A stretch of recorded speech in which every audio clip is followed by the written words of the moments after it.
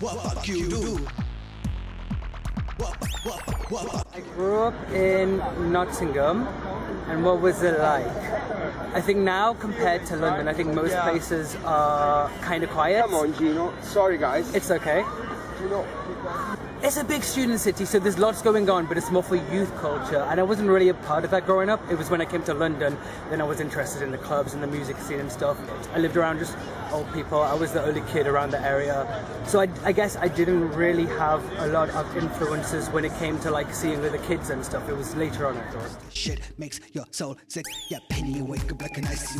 I was born in '89. I'm 26. I don't know how you can say so much about the 90s, can't you? I think at the moment we're kind of going back to that era, but I think that's how fashion and music works in general. Like you go back and you take your influences and make it new. So when I was really young, it was I liked hip hop and R&B and garage. But then like growing up, I was like, I want to be alternative, so it was like heavy metal, you know, hardcore thrash metal and stuff like that.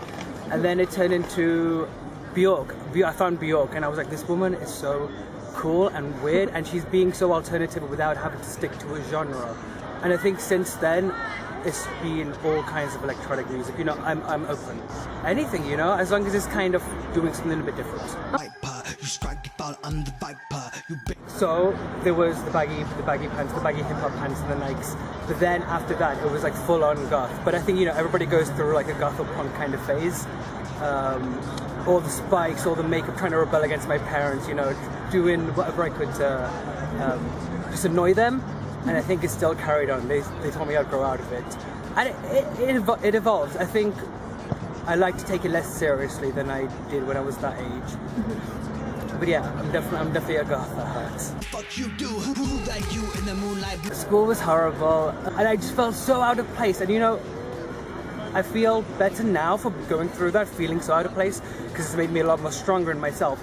But I hated school. I think most people do it in their own way. School's not the most pleasant of places, but it's a place where, through whatever means, you can learn a lot about. You learn your life skills, you know. And I learned it the tough way, but I'm appreciative. The definition of youth subculture, I think you can't define it. Maybe you can at the moment.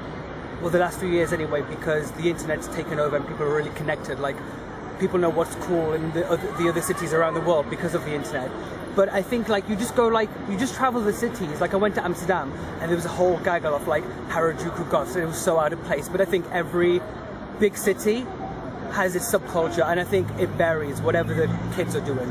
But I think the internet's defining them more. I can't define them, though, I don't think.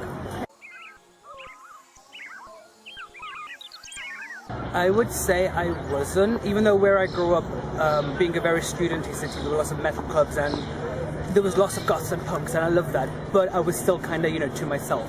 I think now, because of the internet and London, I think because of London, I do feel more interconnected finally in my life. I didn't before, but now I see there's weird kids doing what they want, artistic kids, and because they come together in big city, they do come together. I think these things are harder to do in small cities, so I'm lucky to be in London. Can we know this? Slick dick, low electric, hey, which button do we press on the decks? Maybe, I don't know, I don't want to say it on behalf of myself, you know? Delay, drip on my knee, splish splash on the freeway. There's various things. I think it's all stemmed out of like trolling on the internet. So there's C-punk, which is, I think, you know, all these things are very credible musically and fashion-wise, but as I said before, I don't think it's good to be like, I'm C-punk, because it's very limited. I don't know, there's so much stuff going on, and I wouldn't say I was part of any subcultures per se. I don't want to be like, I'm C-punk, I'm witch hunt. I want to be everything, you know? But at the moment, in London, when I go out clubbing, I've met lots of cool, strange, artistic friends who are into music, and I think that's the youth culture I feel part of, something like that. I wouldn't say there's any name for it. I don't think now it's as impactful as it was back then, because before there was more real rebellion, but I think all of these subcultures come from rightly angry young people rebelling against what society is trying to tell them. You know, we're told to go to uni and be a certain way and aspire for money and aspire for success based on what other people think of you. Free, creamy, clean with a mean, no sweet pH, me deep in the sweet with a Nobody is subject from fashion, like you have normcore and stuff, but that's still a fashion. For me, what's important is that I don't take it too seriously. I think people can take it too seriously. At the end of the day, I believe the most important thing on this planet is to be a nice person. And as long as people can see I'm just having fun and being silly and trying to rebel against, like you go on the fucking tube in London and everybody's not talking, everybody's in the suits, quiet. I want to, you know, it's kind of an icebreaker. like an ice cap, tat tat, think you win twice, dig dag, salt. I've been making music since I was like 13, 14. And it's always kind of been like electronic industrial kind of music. But I think in the last couple of years, especially with people like MIA, just being inspired by people recently like Azealia Banks, like people who work for themselves and talk for themselves and just work really hard, that's inspired me at the moment. I think it's turned into rap more at the moment. I've been more comfortable with rap because I've practiced, because I can't sing. But I think it's evolved naturally. I think the more you work on something, the more you practice, it will change and get better. I can go to work and my bosses are super cool. I will just feel like doing blue eyebrows because I know people will be like, what the fuck? And other days, sometimes I go out clubbing and everybody's super dressed up. But because they're super dressed up, I will dress really like in my gym clothes, just so I can dance and enjoy myself. It depends on how I feel. Today, I wanted to dress a little bit extra because I'm on camera for something I believe is quite important. Today, I thought, at the moment, I'm into experimenting with eyebrows. So I thought, green eyebrows, let's go with green eyebrows. I wouldn't even say it's a character. It's kind of like forcing myself to not take myself seriously. It's kind of be like, yeah, you're going to step out of the house. You might just be going shopping in Sainsbury's, but put in your red contacts for some weird, you know, it makes the day more interesting. It makes the day more fun for me. I know, it just depends on how I feel. I can't really analyze my own eye in that sense, like why I would put an outfit together in a certain way. It's probably because just how you're feeling and how I'm feeling, but also, you know, because I've seen something similar that, like on the internet, one of my friends from Brazil on Facebook has worn something and I'm inspired by that, or like a musician, you know, I'm inspired by them, of course I am. I just, again, try not to take it too seriously. So you have negative comments, like people shouting stuff from vans and stuff, especially in Nottingham, because London's so like integrated and mixed and everybody looks, you know, there's all kinds of different people.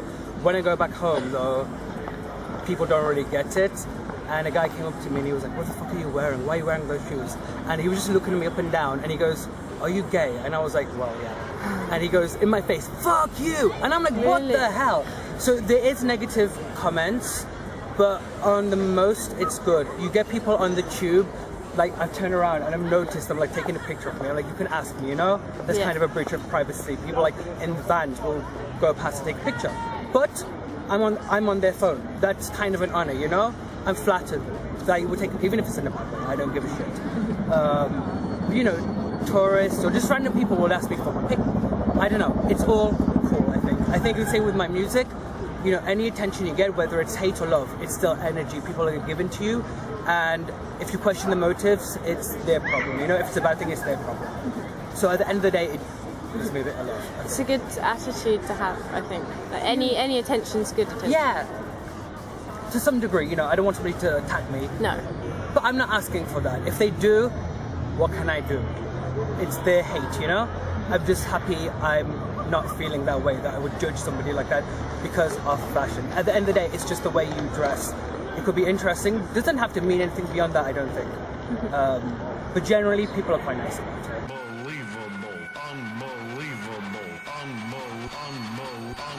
A billion %, yeah.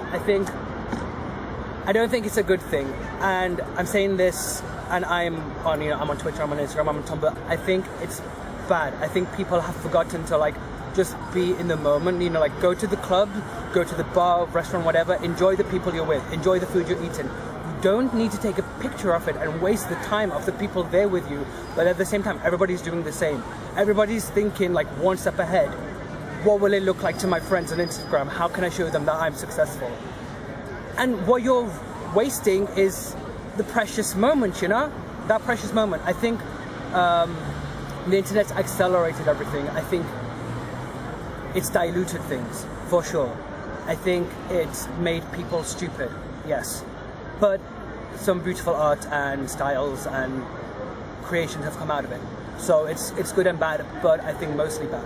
Mm-hmm. I don't want to say that because, like, as a musician, no, you know, I want to access these sites and promote myself. But on a personal level, it's kind of depressing, I think.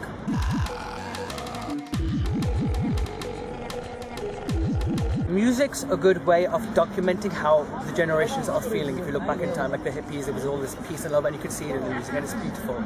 I think at the time, due to what was happening politically, you know, people were saying fuck the system because they needed to, because the system was screwing them over. And we're in the same state. I don't think things are much better. I think things are kind of more hidden. Ice cream soda, ice cream soda, ice cream soda. Don't you like to like, don't you like to like ice cream soda, ice cream soda, ice cream soda.